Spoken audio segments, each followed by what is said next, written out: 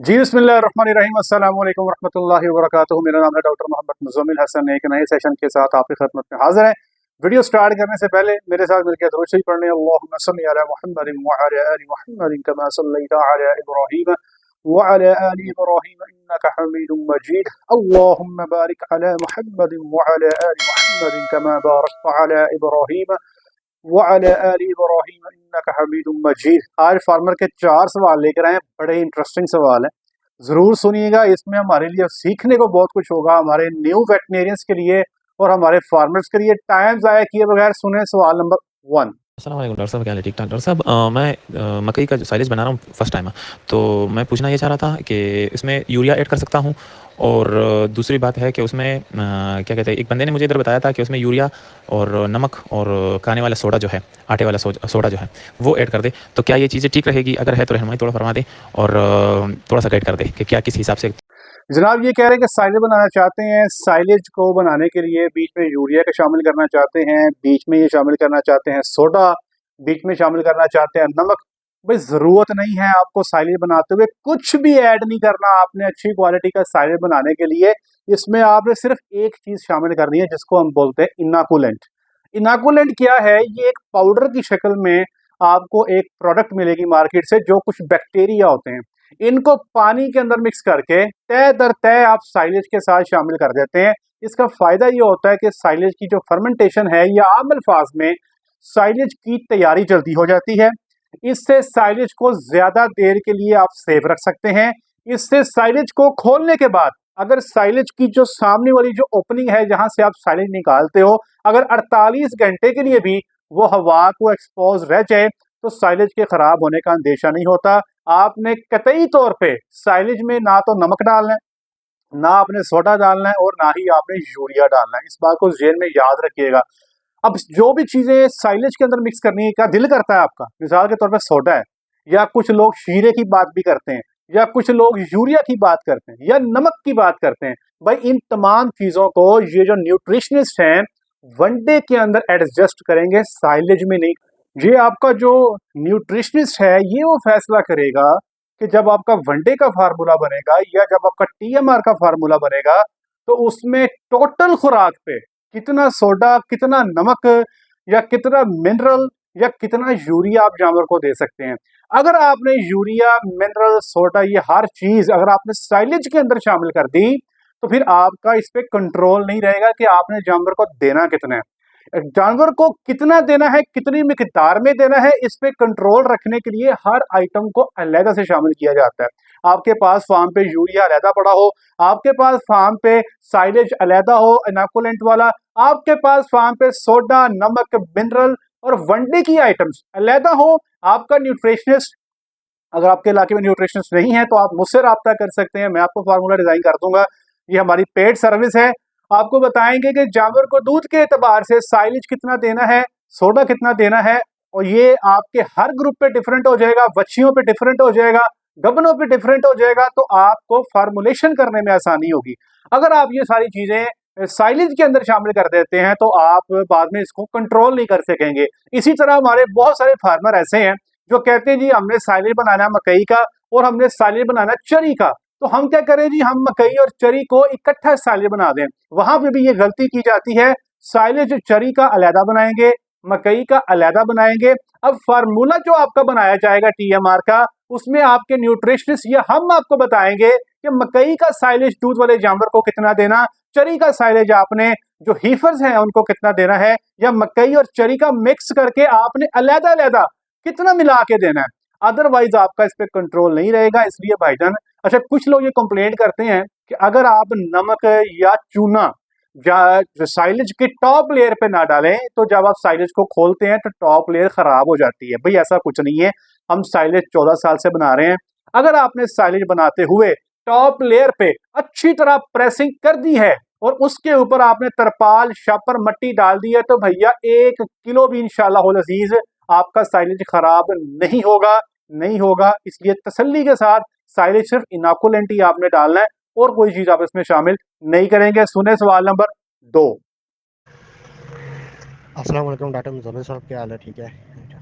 मैं वकास बोल रहा हूँ इस्लामाबाद से। तो गाय तकरीबन गर्म हुई थी कल शाम को, तो आज सुबह जो ना उसे जो ना बुल के पास लेके गया हूँ, जो ना वहाँ से क्रॉस कराया है, तो वापस आया हूँ तो तकरीबन मैं तो नहीं था, लेकिन घर वाले जो ना वो अब लेके गए हैं, तो वापस पे तकरीबन 1 घंटा हो गया है। 1 घंटे के बाद उसने जो है ना कार्ड फेंक दिया है अंदर से। तो क्या कुछ मसला देते हैं, हो जाएगा या मुश्किल है?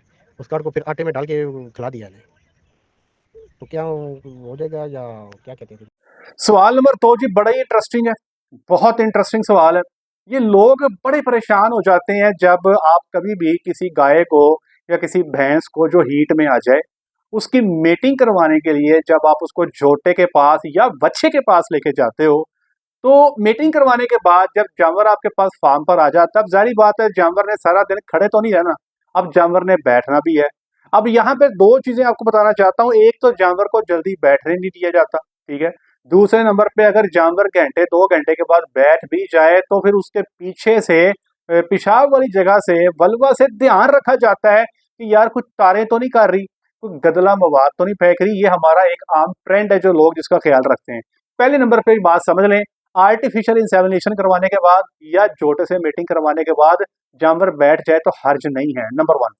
नंबर 2, याद रखिएगा कि जब भी हम टीका रखते हैं या जब भी कभी हम इंसेमिनेशन करवाते हैं या जोटे से लगवाते हैं, तो जितना भी स्पर्म अंदर जाते हैं, जानवर के अंदर यूट्रस में जाते हैं, बच्चेदानी में जाते हैं, वो कुछ आगे की तरफ जाते हैं, कुछ पीछे की तरफ जाते हैं, कुछ राइट की तरफ जाते हैं, कुछ लेफ्ट की तरफ जाते हैं। अब जो पीछे की तरफ आएंगे, जाहिर बात है वो जानवर की वल्वा या पेशाब वाली जगह से आपको बाहर वो निकल आएंगे। इसको कहते हैं रेट्रोग्रेड लॉस। ये नॉर्मल चीज है, इस पे परेशानी की जरूरत नहीं है। जानवर को टीका रखवाया, उसके बाद अगर आप देखते हो 8-10 घंटे बाद वो बैठा है, पीछे हल्की सी तार लगी है, परेशानी की बात नहीं है। अगर आपके डॉक्टर ने टाइम बना के इंसेमिनेशन कर दी है तो कोई परेशानी नहीं। अगर दोबारा तार कर भी दे जानवर, परेशान नहीं होना। अच्छा, अब जानवर को कई दफा ऐसे होता है कि इंसेमिनेशन के बाद या झोटे से या बच्चे से लगवाने के बाद मेरी ये प्रैक्टिस है कि कुछ जानवरों में मैं जानवर को इतना टाइट करके बांध देता हूं कि जानवर जो है वो 8-10 घंटे बैठ नहीं पाता। अब ये जो 8-10 घंटे अब यहाँ पे जानवर को बांधा गया कि ये बैठे ना, इसकी वजह क्या है? याद रखिएगा, साइंस ये कहती है कि अगर आप जानवर को इंसेमिनेशन के टाइम पे शॉर्ट टर्म स्ट्रेस देंगे, हल्की सी थोड़ी मुद्दत की स्ट्रेस देंगे, तकलीफ देंगे, तो उससे जानवर की ओवरी से अंडे का इखराज प्रॉपर टाइम पे हो जाता है, तो उससे जानवर में कंसेप्शन के चांस बढ़ जाते हैं। इसलिए हमारे वो जानवर जो रिपीटर हैं, जो टाइम पे नहीं ठहर रहे होते, वहां पे कभी कभार ये नुस्खा हम लगा लेते हैं कि जानवर को इंसेमिनेशन के बाद टाइट करके बांध देते हैं ताकि वो 8-9 घंटे बैठ ना सके, या वो इससे मेटिंग करवाने के बाद भी ये तरतीब अख्तियार कर ली जाती है। लेकिन हर जानवर पे ये नहीं किया जाता, इसकी जरूरत नहीं है। अच्छा, दूसरे नंबर पे अब जानवर की मेटिंग करवाई, जानवर की मेटिंग करवा के आप घर लेकर आए, घर जैसे ही जानवर आया वो बैठा, वो आपने देखा है उसने पीछे से गदला सा मवाद फेंका, तारे उसके अंदर मिक्स थी। अब सारे परेशान हो गए लोग, यार हमारा तो ये सीमन जाया हो गया, जो हमने जोटे से मीटिंग करवाई थी हमारी जाया होगी, ये क्या बना। अब ये फार्मर जिन्होंने सवाल किया है ये कह रहे हैं कि ये जानवर को लेकर गए, जानवर को मिलाप करवाया, वापस लेकर घर आए, जानवर बैठा, उसने बैठ के नीचे से कुछ गंद फेंका, इनको ये लगा कि शायद जो सीमन था वो जानवर ने फेंक दिया। उन्होंने उस सीमन को उठाया, आटे के पेड़े में मिक्स किया और जानवर को दोबारा खिला दिया। पहली बात तो ये कि भाई ये इट्स अ नॉनसेंस, कतई तौर पे इसका कोई साइंटिफिक प्रूफ नहीं है। जो आप खिला दिया आपने, इसका जानवर की ना सेहत पे कोई ताल्लुक ना प्रेगनेंसी पे कोई ताल्लुक, ठीक है जी, ये आपने गलत प्रैक्टिस की। याद रखिएगा कि जो आप मुंह के जरिए खिला देते हो वो गोबर के रास्ते बाहर आता है, वो बच्चेदानी में नहीं जाता, ये बात को ज़हन में रखिएगा। अब ये आपने मीटिंग करवाई, मीटिंग करवाने के बाद अमूमी तौर पे जब आप बच्चे या जोटे से मीटिंग करवाते हो तो जानवर मीटिंग के बाद 2-4 दिन या 5-6 दिन गदला मवाद फेंक सकता है। वो जो गदला मवाद आता है वो बेसिकली जोटे का या बच्चे का सीमन होता है, जो कुछ आपका तारों के साथ मिलके बाहर आ रहा होता है। इसको आपने भाई परेशान नहीं होना, ये कोई टेंशन वाली बात नहीं है। इसका कतई मतलब ये नहीं है कि जानवर ने सारा मवाद बाहर फेंक दिया अब ये नहीं ठहरेगा, और इसका कतई मतलब ये नहीं है कि ये 100% ठहर गया। जानवर जो है आपने उसको टाइम पर लगवा दिया, अब ये सीमन अगर इसका थोड़ा बहुत बाहर आ भी गया है तो इसकी परेशानी आपने नहीं लेनी। आर्टिफिशियल इंसेमिनेशन में टीका रखवाते हुए अगर डॉक्टर साहब ने बॉडी ऑफ फ्यूटरस में सीमन रख दिया है तो इंशाल्लाह जानवर के ठहरने के अच्छे चांस होंगे। बेशक थोड़ा बहुत सीमन बाहर आ भी जाए तो परेशानी की बात नहीं है। इसी तरह सेम जो है वो झोटे के लिए भी ऐसे ही है। उम्मीद करता हूँ कि आपको समझ आ गई होगी। सुने सवाल नंबर 3। अस्सलाम वालेकुम रहमतुल्लाहि व बरकातहू। डॉक्टर साहब क्या हाल है? ठीक ठाक हैं? सही से ठीक है। डॉक्टर साहब जो सीमन है, सीमन की डोज जो है ना वो थर्मस में एक जगह से दूसरी जगह ट्रांसफर हो सकती हैं? अगर किसी के पास कंटेनर ना हो तो वो ला के डॉक्टर साहब के पास कंटेनर में रख ले। थर्मस में जो है ना गैस डलवा के सीमन एक जगह से दूसरी जगह पे चला जाएगा, इजीली नहीं जा सकता? ये सवाल बहुत कॉमन है। ये लोग बहुत सवाल करते हैं कि यार हमारे पास तो कंटेनर लेने के पैसे नहीं है भाई। 2 लीटर वाला कंटेनर जो है इस वक्त 63 से 64 हज़ार रुपये का आता है। फिर उसमें 1,000 रुपये की गैस पड़ती है क्योंकि जब कंटेनर नया होता है उसमें गैस ज़्यादा डलती है। तो फिर जनाब अली 64 हज़ार का कंटेनर पड़ गया, फिर उसके अंदर सीमन रखना, फिर हर हफ्ते बाद गैस डलवानी 200, 300, 400 रुपये की। तो कई सारे लोग ये सवाल करते हैं कि यार ये सीमन जो है हम थर्मस ले आते हैं, थर्मस में हम गैस डाल के ले आते हैं लिक्विड नाइट्रोजन, उसमें हम सीमन ले जाएंगे। और कुछ लोग ये कहते हैं कि यार आप सीमन जो है थर्मस में डाल के या बिल्टी करवा दो हमें, या कुछ लोग कहते हैं बस पे रखवा दो हम रिसीव कर लेंगे। भाई ये सारे तरीके गलत हैं। आप थर्मस के अंदर गैस डाल के उसको बंद करेंगे, कुछ ही अरसे के बाद आप देखेंगे थर्मस से गैस खत्म हो जाएगी, आप उसके साथ ट्रैवलिंग नहीं कर सकते। एक मैं आपको तजर्बा बता देता हूँ, थोड़ा सा हमने किया था फार्म पे और इस पे रिसर्च हुई बाकायदा department of theology university of agriculture Faisalabad में। थर्मोपोल का आपने सुना होगा। थर्मोपोल के जो बैग मिलते हैं, ठीक है जी, अमूमी तौर पे हमारी जो इक्विपमेंट्स होते हैं या जो मशीनरी होती है थर्मोपोल के अंदर आती है। तो जो थर्मोपोल के जो बैग हैं उसके अंदर आप गैस को डाल के ऊपर से उसको अच्छी तरह बंद करके टेपे शेपे लगा के तकरीबन 3 से 4 घंटे तक उसमें गैस को होल्ड कर सकते हैं। मैं फिर बता रहा हूँ, 3 से 4 घंटे तक। जो बड़ा डब्बा है, ठीक है, जिसमें तकरीबन 8-10 लीटर गैस आती है, उसमें तकरीबन 3 से 4 घंटे आप इसको होल्ड कर सकते हैं, लेकिन 24 घंटे के लिए आप इसको होल्ड नहीं कर सकते। इसलिए मेरे भाई ना तो थर्मस ही इसका हल है, ना ही इसका हल जो है ये थर्मोपोल का बैग है अगर आपने इसको 4 घंटे से ज़्यादा लेके आना है। अब आप बहावलपुर से चले हैं सीमन लेने के लिए, फैसलाबाद गाड़ी में बैठ के आ रहे हैं, तो थर्मोपोल वहाँ पे काम नहीं करेगा। हाँ, अगर आप फैसलाबाद के अंदर मौजूद हैं, लाहौर के अंदर मौजूद हैं, 1.5 घंटा आने का, 1.5 घंटा जाने का, और जाते ही आपने सीमन रख देना गाय को, वहाँ पे थर्मोपोल बैग का इस्तेमाल कर सकते हैं। बहरहाल मेरा आपको मशवरा ये है कि एक दफ़ा ओक्सो करके कंटेनर खरीद लें। आपका अपना कंटेनर होगा, अपनी मर्जी से आप सीमन रखेंगे, अपनी मर्जी से जानवर जो है उसको गबन करवाएंगे। और याद रखिएगा, ब्रीड बनाने के लिए ये थोड़ा-सा काम करना पड़ेगा। फार्म जो है ना आपके इलाके में 3-4 होंगे, सारे मिलके जो छोटे-छोटे फार्मर हैं, अपना एक कंटेनर खरीद लें। कंटेनर के अंदर ना 3 कनस्टर होते हैं, जो 2 लीटर वाला है। एक कनस्टर एक फार्मर अपने नाम पे रख ले कि यार ये कनस्टर नंबर 1 मेरा है, कनस्टर नंबर 2 फलाने फार्मर का है, कनस्टर नंबर 3 फलाने फार्मर का है। हर कनस्टर में हर फार्मर अपनी डोज़ को लेके सँभाल ले। उसमें गैस पड़नी है महीने की 1200 से 1300 रुपए की, 300-300 रुपया हर फार्मर को आएगा। और ये आपको एश्योरिटी होगी कि आपके पास अच्छी क्वालिटी का सीमन मौजूद है। जब भी किसी फार्मर का जानवर हीट में आए, डॉक्टर को बुलाएं, वो कंटेनर जो है किसी एक जगह पर रख दें, वहां से कंटेनर उठाएं, सीमन रखवाएं और अपनी तसल्ली कर लें। ब्रीड इंप्रूवमेंट के लिए ये आपको करना पड़ेगा। ये थर्मस हो गया, ये बाकी सोल्यूशन जो है ये आपका जो है काम नहीं करेंगे। सुने सवाल नंबर 4। वो जनाब आपसे बड़ा सड़ते हैं, पता नहीं क्यों यार कि जी मेरी भी वीडियोस बनी हुई हैं ते फलाना मुंडे ने ना अपने आप ਨੂੰ डॉक्टर घुमांदा, लेकिन ना वो रफ़ा से ना उसने कोई एआई का कोई कोर्स किया होना 3-4 हफ्तों का, तो जी अब डॉक्टर बने फिर रहे हैं। ठीक है ना, ये नहीं पता कि अगले ने डीएम किया हुआ है, गोल्ड मेडलिस्ट है, टाइम लगाया हुआ है, मेहनत की हुई है। ठीक है ना, वो बस ये जो है ना बजाय कि अगले को अप्रिशिएट करो कि अगले ने मेहनत की है, मुकाम पे पहुंचा है, बस साड़ा खैर ही नहीं वे। तो उन्होंने जनाब चेक की गाय, तो मुझे आपकी एक वीडियो में एक बात याद थी कि समटाइम्स ये होता है कि गाय जो होती है ना वो प्रेग्नेंट होती है, लेकिन फिर भी वो ना हम्पिंग करती है।